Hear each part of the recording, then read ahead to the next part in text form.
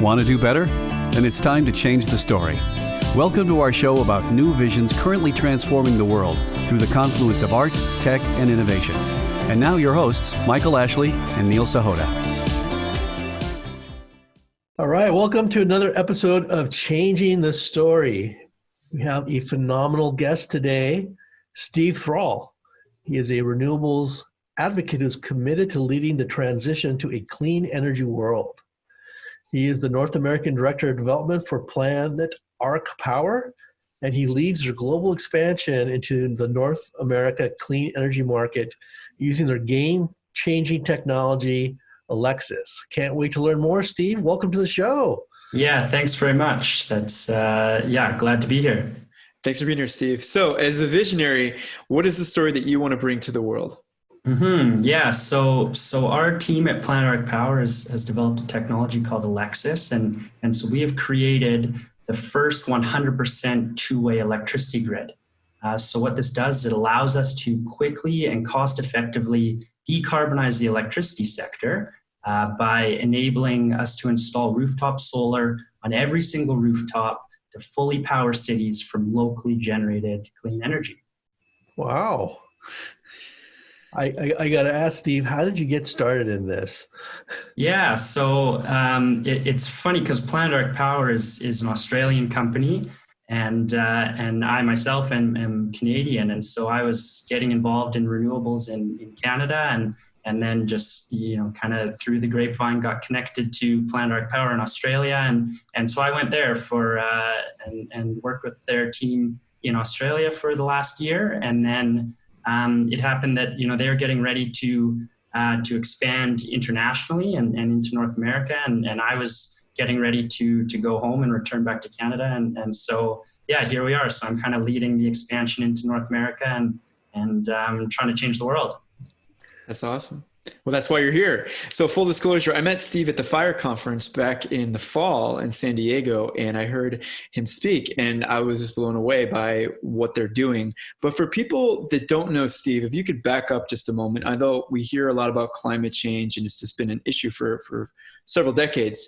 I remember reading a book that was very influential to my thinking, and I wonder if you could just set up the problem right now. Why is what you're doing so important? What are we facing as a global population, as a planet?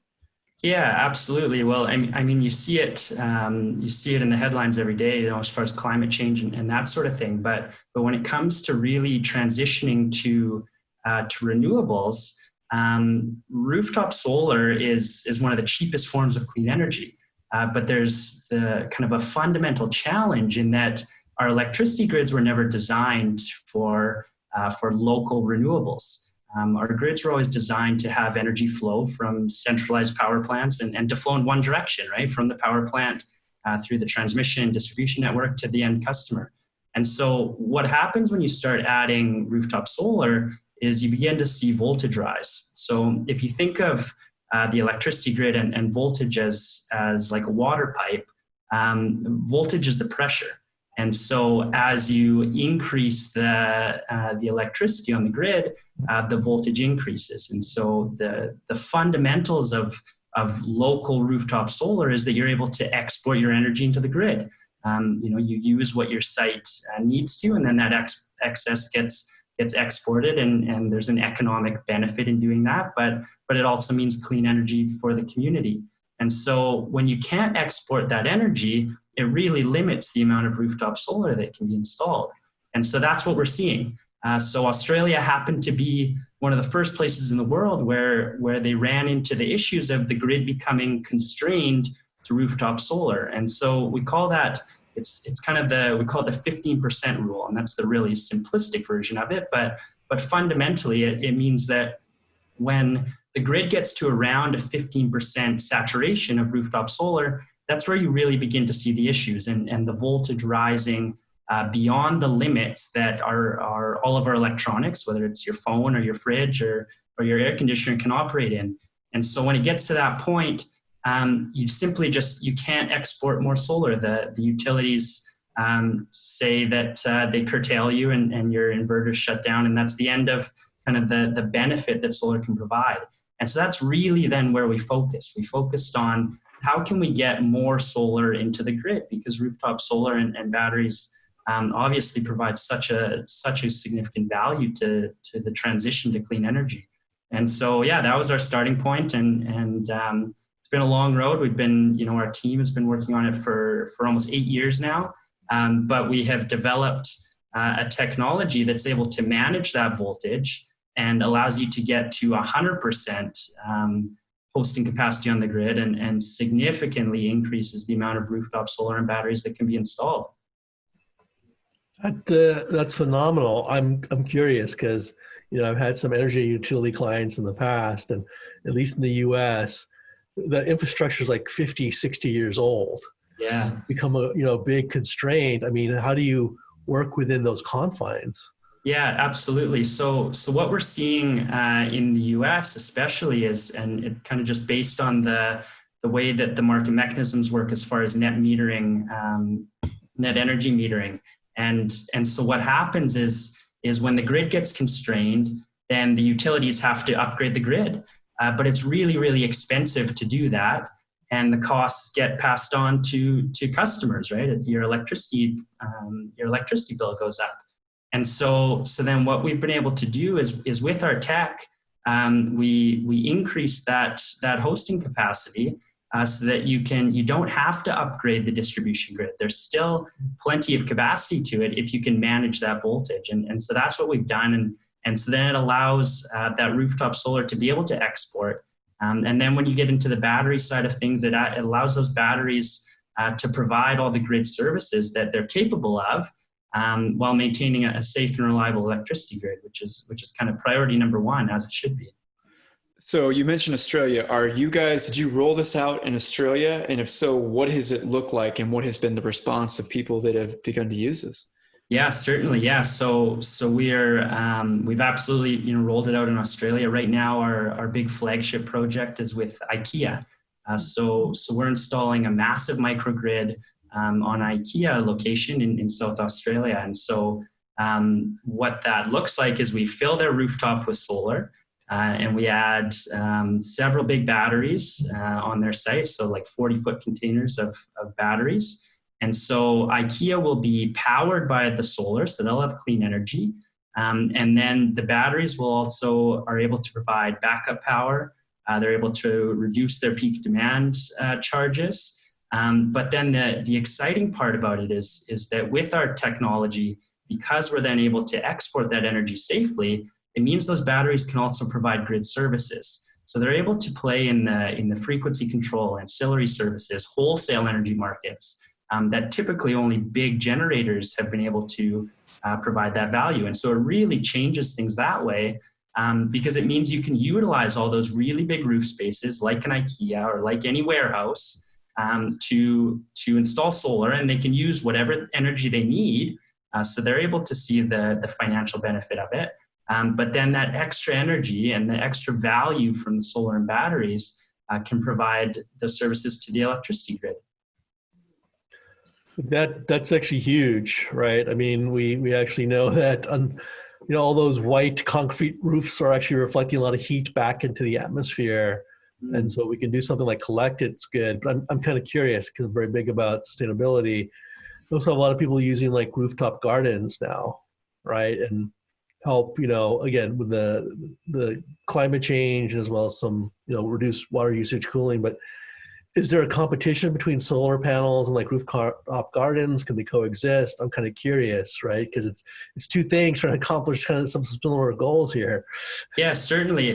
We haven't really ran into any of those challenges, but ultimately it's all same with the rooftop garden. What it's doing is it's utilizing space that was already there, right? And that's the really exciting part about the rooftop solar is that you already have the roof, but you're not utilizing it for anything other than, hopefully keeping water out. So if you can really utilize it for generating energy, then that's fantastic. And so where our part of kind of the other side of what our technology enables is that it creates bankability for these large C&I, commercial industrial projects. And so then it enables investment from major institutions. So for instance, this IKEA project, is being funded by one of the largest pension funds in Australia. So IKEA is not paying for the installation. They don't have that capital expense of the solar and batteries. The pension fund pays for it all, and IKEA just buys the clean energy cheaper than what they can get from the grid. So they're happy to do it. They save a lot of money doing it. And yet the pension fund is able to earn a reasonable return on that clean energy, that it makes sense for them. And so we're able to then replicate that and have the investment from big financial institutions to put clean energy generation on your roof space and utilize that. Well, it sounds like you definitely have a win-win there. So, but let's take a different tack for a moment here. So let's imagine that a company like yours didn't exist, and this wasn't an option. To Neil's point earlier, we have this sunlight that's being bounced back into the atmosphere. We know that industry is speeding up. More and more countries are becoming industrialized. There's more people being born every day. What would happen if we did nothing? Just for people that don't know, what can we expect if nothing were to occur? I mean, climate change is already, getting away from us, and so the planet is warming at a pace that is getting out of control. So we need to deal with it, and decarbonizing the electricity sector is one of the major ways to do that. Obviously, transportation and buildings and those sort of things are also on the list, but starting with the decarbonizing electricity sector is huge. And so kind of one of the big approaches right now is you're seeing a lot of solar and wind farms, and that's fantastic. But the challenge with it is that you still need a really robust transmission network to be able to transport that energy, because ultimately it's still just centralized generation. It's just a cleaner version of centralized generation. And so we need to upgrade the transmission network, which takes a long time and is really expensive. The other side of it is that it's still expensive for the customer, because you need to transport that energy, which again kind of brings us back to why rooftop solar is such a fantastic solution, because you're using existing electricity infrastructure both in the building, and we can utilize the existing distribution grid, and you're just putting it on the roof. You don't have to build a ground mount solar system to mount panels or anything like that. So it's the cheapest form of energy, and then kind of with our tech and with the solutions we've created, we're really able to maximize it and power cities using local energy. I got to call out here, right? Like, if I'm living in Seattle, is this a good thing for me? Because, Seattle, it rains like 300 days out of the year. Yeah, absolutely. No, good question. So I'll start with kind of Australia. So in Australia, they did some studies and they figured out that local, rooftop solar could power up to 200% of Australia's energy needs. Wow. And so, you don't need the solar and wind farms. You certainly don't need coal and natural gas plants to be able to do that. But then, we built off that, and we found that through much of the world's kind of the Sun Belt, the same holds. So, yes, Seattle is a unique spot. But you look at California, or you look at New York, or you look at any of these spots where you're really seeing solar boom. It's because the economics stack up, because there's certainly enough sunshine to be doing it. Seattle, Vancouver, Northern Canada, where I am, you start to have more challenges with the seasonality, and so it's each location will take a unique mix of solutions, and right. So it's not saying that utility scale solar and wind shouldn't be used. That's certainly not what I'm saying. But rooftop solar can, even in Seattle, provide a huge piece of the generation mix. So along those same lines, right now you're talking about, this is an amazing statistic, it's powering 200%. And you're saying that there isn't really a need for wind and clearly not coal, some of the dirty energy, as it's called. I wonder what you would say to someone who has a job in, let's say, coal right now. Are there job opportunities, employment opportunities that are occurring out of the innovation that you're involved in? And let's say secondary, things that can occur because you're helping in one way, it might lead to other things downstream. What could the economic impact be because of what you're suggesting? Yeah, absolutely. It's funny you asked that because just 2 weeks ago now, the University of California, Berkeley just released a report called the 2035 plan. And so basically it's saying that that the United States can get to 90% renewables by 2035. And in doing so, electricity prices actually will decrease by around 10%.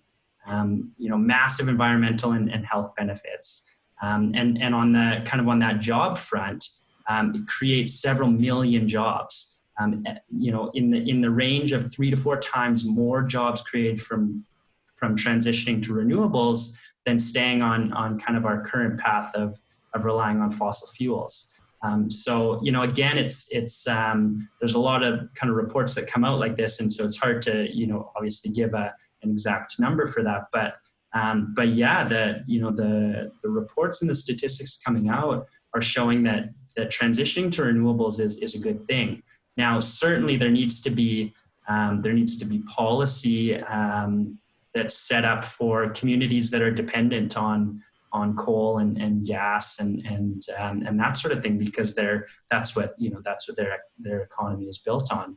So there does need to be a transition plan, of course. But with the right policy and with the right transition plan, you can still have these communities thrive on renewables while also creating more jobs along the way. Mm-hmm. I think it was Unilever that recently announced that they're planning to have 100% biodegradable products and containers by 2040, I think it is. Mm-hmm. I mean, there's definitely a lot of companies, that I know personally are committed to renewable energy, green energy, sustainability. How is this translating in the solar market? Are like the IKEAs of the world now coming to you and saying, like, we want to do something, what should we do? Yeah, absolutely. That's exactly what's happening. So what you're seeing is a lot of these major companies that have joined the RE100. So so it started off as kind of 100 companies that were committing to 100% net zero or clean energy. And so I think that's expanded now to it's nearly 250 companies, and it's your Walmarts and Amazons and Apples of the world, IKEAs.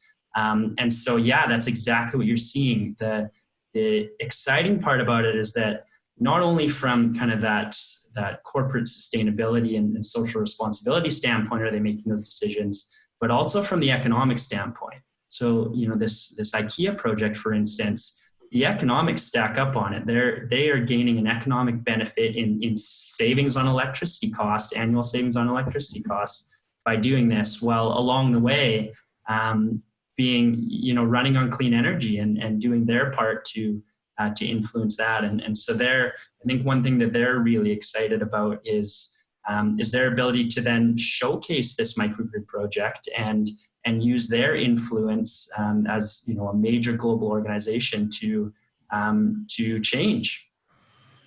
So we've been talking a lot about economics, and of course that's extremely important, but I wonder if you could bring up some of the other benefits that may occur because we are switching to a more clean energy. I mean, clearly there must be things like health, ability to do things that might not be possible because of our current system. What are some of the tangential benefits relating to this that aren't economic? Yeah, certainly. Well, so again, kind of just referencing this 2035 report because it's just so fresh and just came out. So they had calculated, so in the US, to transition to this 90% clean energy by 2035, they had determined that there'd be, over $1.3 trillion, I believe the figure was, in environmental and health savings. And that was 85,000 lives saved and all sorts of stuff just from from reducing our greenhouse gas emissions and having a cleaner planet. But then the other side of it, more the technology-based side of it, and this is really then what our eleXsys technology enables, is it builds the foundation and the platform for a lot of the other really exciting clean energy technologies that you hear a lot about. So, virtual power plants, which is fundamentally what this IKEA project is, by able to provide value to IKEA, but also to the grid. Or you get into, vehicle to grid charging, or, transactive energy markets with peer-to-peer trading and that sort of thing. None of that is really possible if you don't have a true two-way electricity grid to be able to move that clean energy around. And so, you can do it a little bit, but you'll hit that 15% rule congestion point, and then it's not possible anymore. And that was a lesson that Australia learned in the last few years is they tried to do a virtual power plant program and realized, whoa, we can't actually dispatch the energy when we want to because the grid's congested. And so that's kind of some of the, it ends up sort of being the buzzwords that you hear as far as vehicle to grid or peer-to-peer trading and blockchain and that sort of thing. But it's really technologies like eleXsys that are going to make that possible. Well, I'm kind of curious, right? So there's obviously a big push. I think the UN published a report saying that if we don't start reducing carbon emissions and some of these other things by 2030, at 2036, we're at a point of no return, right? So it's not really an option anymore. Let's pretend it is 2036. Where do you think we'll be at? What do you vision or see as a vision at that point? Yeah, well, I mean, hopefully we're at 100% clean energy, of course. But realistically, the way that solar costs, energy storage costs have fallen, it's very possible, right? Coal plants aren't economic anymore. Again, hate to go back to the economics, but that's what really, drives a lot of this major change. And so as the technology continues to evolve, especially so in the energy storage side of things with longer duration energy storage. So for a place like Seattle or in Canada, or where there's more seasonality, being able to work your way through those seasonal differences in sunlight hours and that sort of thing to really be able to rely on clean energy to power your grid. That's the sort of technology that's continuing to develop, but is really crucial to getting us to 100%. And that was why that 2035 report focused on 90%, because they can get to, we're able to get to 90%, not easily, but, it's definitely achievable. It's that last 10% that there's still innovation that is needed to be able to make sure that we have electricity at all hours of the day, coming from 100% clean energy. That's fantastic. And you're doing great work. How can people become more aware of what you're doing and learn about it and get in touch with you? Yeah, certainly. Yeah. So, probably the best way to get in touch is our website. So planetarkpower.com. You can also reach out to me directly, steve@planetarkpower.com. Certainly on all of our social media, which is all Planet Ark Power, Twitter, Instagram, LinkedIn. You'll find our team has done some really good videos to help explain this. It's really complex, grid engineering. And so, but they've done a really good job of bringing it into layman's terms and simplifying it to understand the challenges and part of the solution that we've brought to the table. Well, awesome. This has been a great conversation. Thank you for helping us try to make a better world, Steve. Yes, thank you to both of you. Thanks so much. Hey, if you like today's show, please remember to hit the like button and leave a comment. If you've been enjoying the Changing the Story podcast series, please subscribe and share it with your friends. Thank you.